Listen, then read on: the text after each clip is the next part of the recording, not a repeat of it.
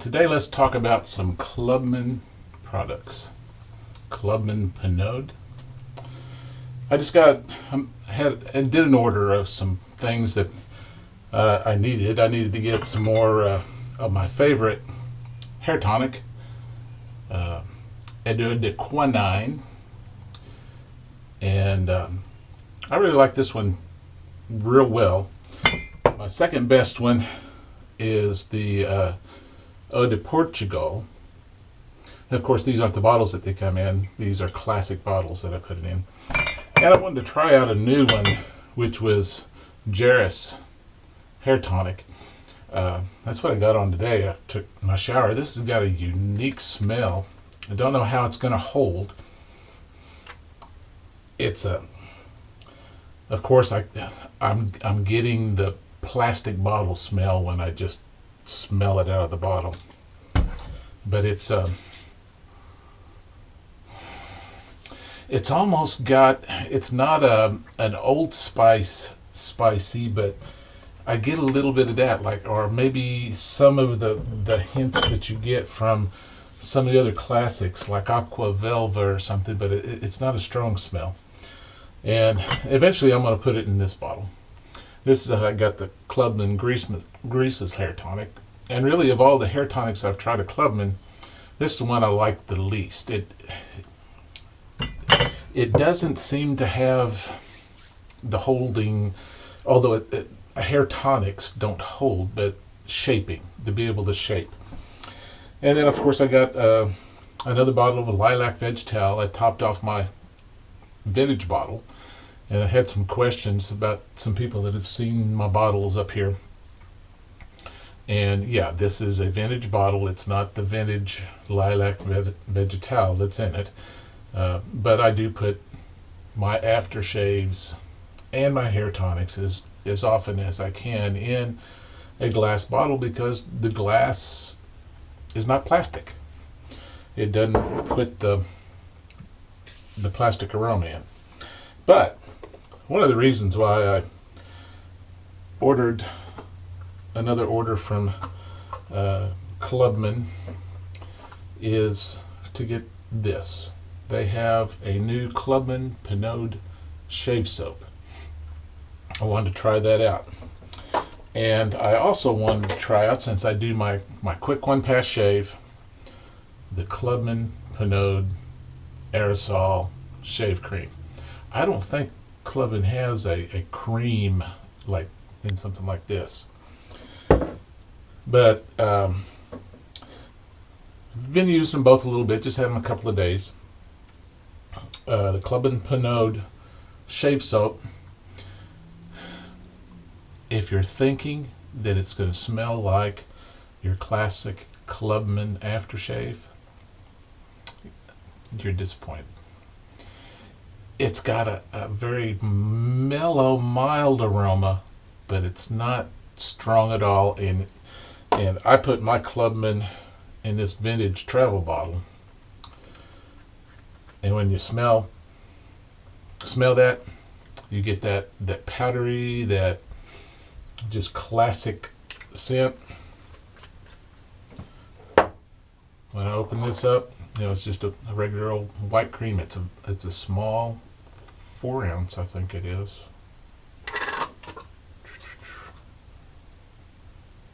2 ounces. You don't really have any scent at all, even after you put some water. I'll put some hot water on it. It's a little hard, but what I found is it doesn't take long at all soaking for it to soften up a little bit. And because it's small, I'm going to use one of my smaller brushes. This is my Edwin Yeager Super Badger. Get that soaking. But first, this. I'm not going to, I might. Of course, this stuff you got to shake up real well. And I had somebody ask me one time after I mentioned the Barbasol, what is the best shave cream out there? And I told him, well, quite honestly, I don't know, because I only use really one. This has kind of got the same. I think what they were trying to do is reproduce in a shave soap what they had in this shave cream as far as scent, because it's very similar. Now,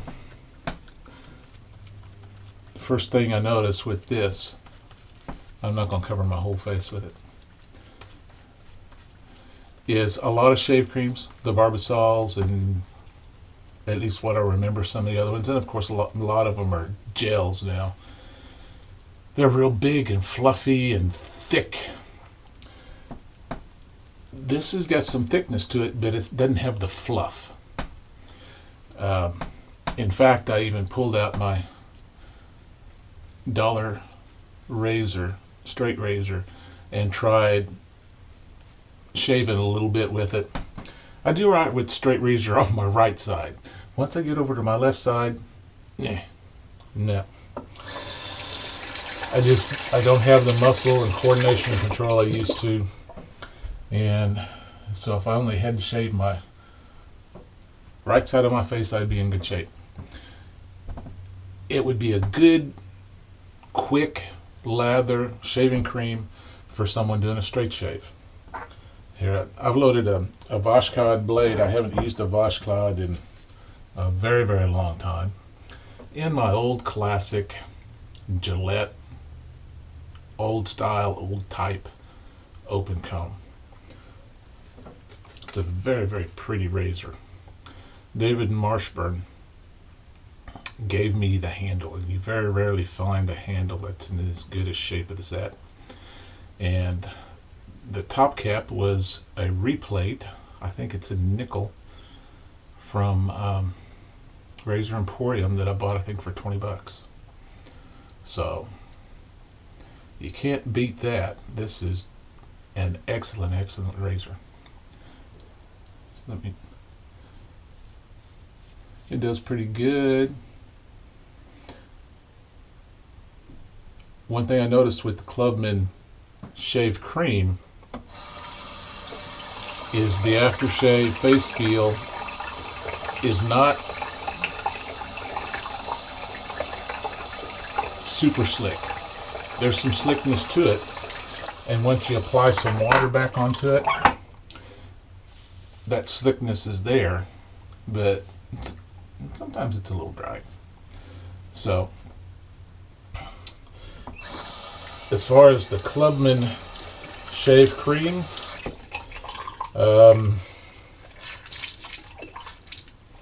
half a thumbs up. Kind of. Now, okay, we've had the soap soaking, the brush soaking, shake the brush out good. Oh, the camera. I wanted to mention that. I got a new bracket. I'll show you what the bracket is. That's the kind of bracket I have. One thing I noticed is that when I push this lever to suction the camera down, this one was not seating as strongly. I didn't have to push as hard to seat it as the new one. So I think maybe it was that mechanism, and maybe not so much the rubber gasket piece. But I got a new one. They cost $8, so there we go. Okay, pour my water off. Start building. And if you've soaked it a little bit, another touch of water. If you've soaked it and softened off that top layer, which it does it pretty quickly, it loads pretty quick.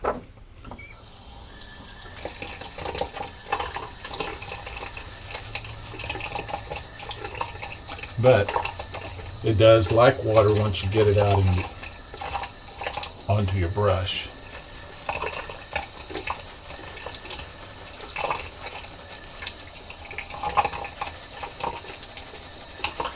I wouldn't say this soap is odorless, scentless, because there is a little bit of a scent, but you could say it was was scentless probably.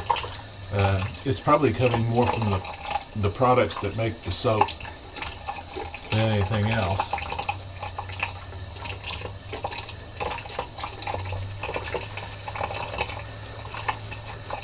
And the more water you add to this, the more you whip it up, the thicker this gets.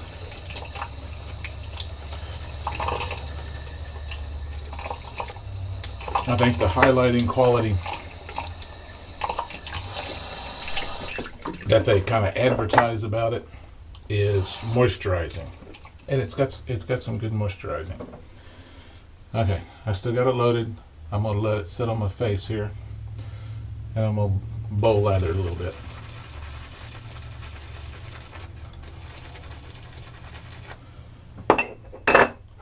Go back and get the rest that's in. I guess probably the biggest complaint I have is the small little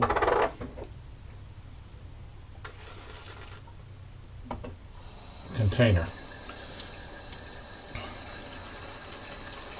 I can't even remember what it cost. It wasn't that expensive. $6-7, I think. I can't remember.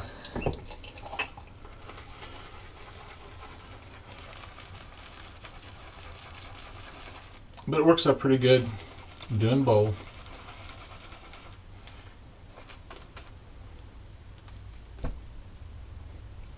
That's showing on the back of my head. Still does pretty good.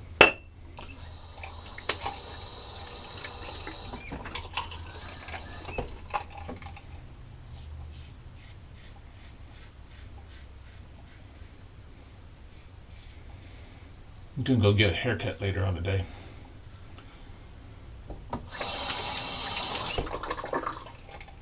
Getting a little shaggy.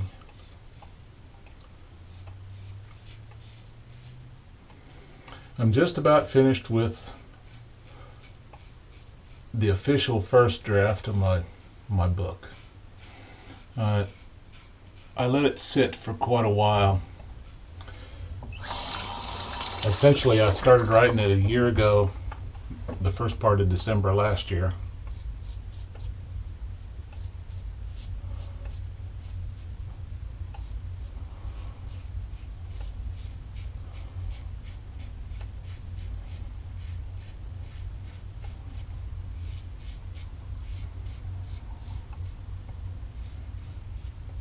And about 17 of the 18 or what may be 19 chapters I wrote in about a month. And that got me up to present. And I had a hard time putting the end piece on the book. I knew how I was going to end it. It's a book that I use my life experiences to frame how to look at and deal with past trauma, grief, loss. And we all have grief. We all have losses with death in our lives. That's part of life.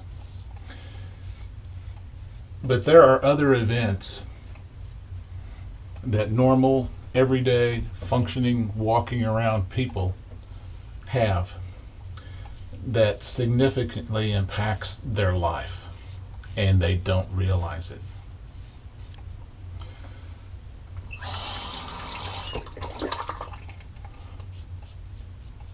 Being a social worker and working in the helping professions for over 30 years, I was probably going, yeah, we're knocking on the door to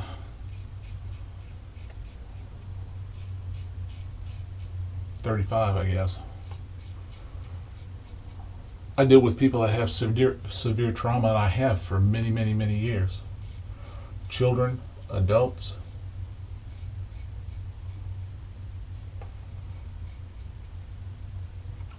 Everybody's got it.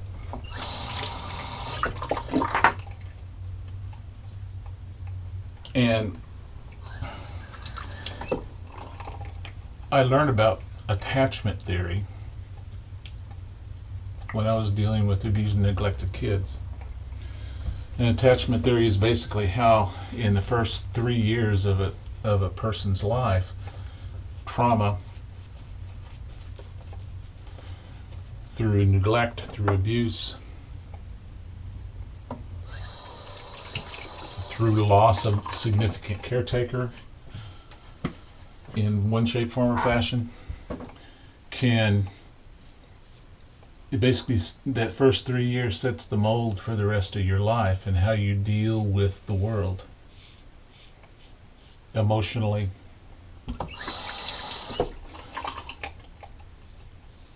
So as I started learning about attachment theory, it's also another word for it is control theory, or another aspect of it is control theory.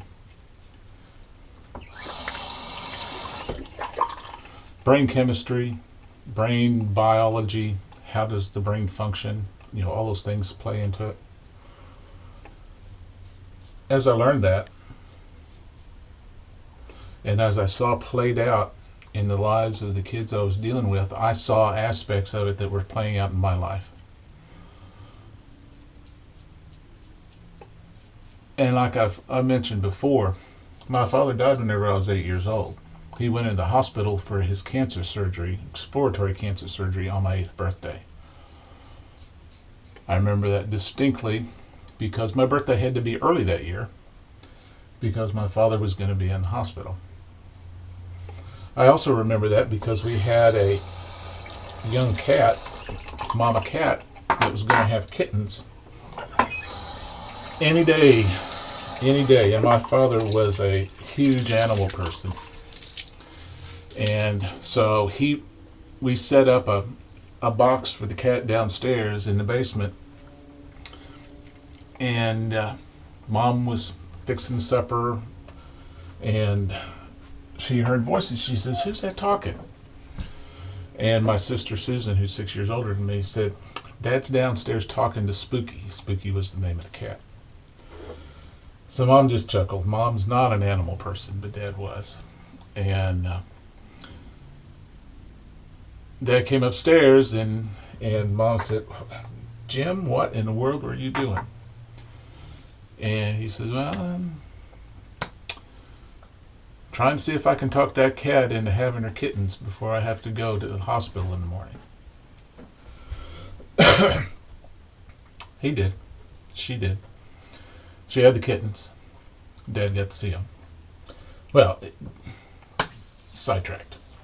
I'd always thought that my father's death was the key, the central, the most important event of my life, that it colored everything else.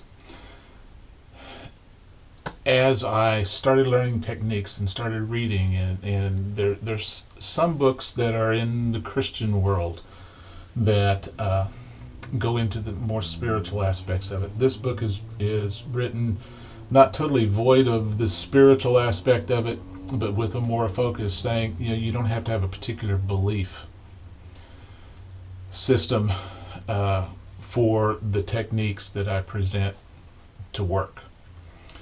You just have to do those steps and look at yourself, and whatever you call your higher power, if you believe it's just within yourself or whether you believe it's God, it doesn't make any difference from that aspect how the techniques work. But you go back and you examine your life, and you write things down, and you remember, and you seek to open up your mind and to remember. And what I found out was that the very first trauma that I experienced that had a significant impact upon me was my birth and the death of my twin brother 3 hours after we were born. Yeah, you think, okay, an infant. What does an infant know? What does an infant experience? For years and years and years, it was the belief that very young children didn't feel the pain that full-grown people do, or younger, or older children do. That's why they used to not do anesthesia whenever a kid was circumcised, because I ran into my end, so I know I've run 20 minutes, so I need to wrap it up. But a young child that they used to not give anesthesia when babies were circumcised because they thought that pain experience wasn't important. Well, even what we know now, even experiences in the womb are important. The stresses, the flow of hormones that the mothers under stress feel, all those things contribute, and a lot of other things. There's a lot of things I've put in the book, but it's enabled me to take a different look at my life. It's enabled me to, I won't say be healed from all the past trauma I have had, and yeah, when you stack them up one on top of the other, day after day, year after year, I've had a lot of trauma. But can't say that I'm healed, but I can say that I'm on the way to being healed of the impact of those trauma experiences. And kind of the working title that I'm working on is Trauma Bombs: How to Survive, Cope with, and detoxify or decontaminate the explosion, or something like that. Because in effect, trauma events do damage, just immediate pinpoint damage like a nuclear bomb, but then there's fallout that can then cause ongoing damage forever unless decontamination is done. So the trauma that you experience, and the trauma events that you experience, is the losses that you've experienced. Yeah, you've gotten over probably the initial damage, but have you decontaminated? And that's kind of what the book is about, and it's framed in my life. I don't know if it's any good, don't know if I can get it sold, don't know if I'm going to do an ebook or if I'm going to go regular publishing. I've got it out. I'm getting ready to send it out, hopefully this week, to some select beta readers to give me some feedback and things. But I know from the videos I've done before about my loss and grief whenever Rhonda died, that there are a lot of people out there that have gotten help from just what I've said about my experience after she died in the video that I did. And you guys are the inspiration for me to write the book. I may have gone through the process for myself, but I don't know if I would have written the book if you all had given me the feedback that I have gotten, saying, John, what you've said really helped. So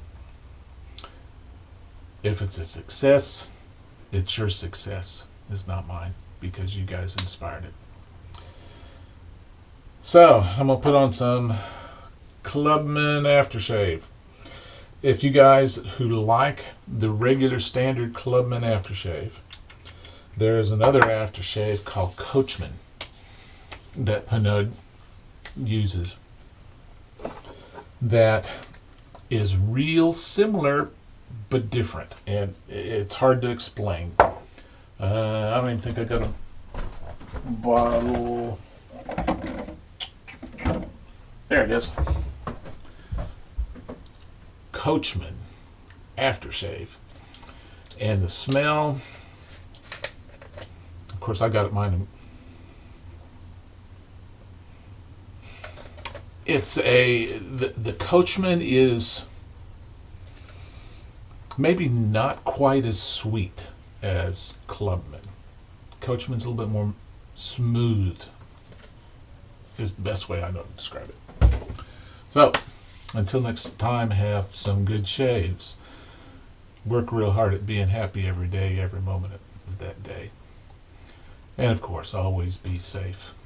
Have happy holidays. I'm going on vacation, so I'll be gone over Christmas.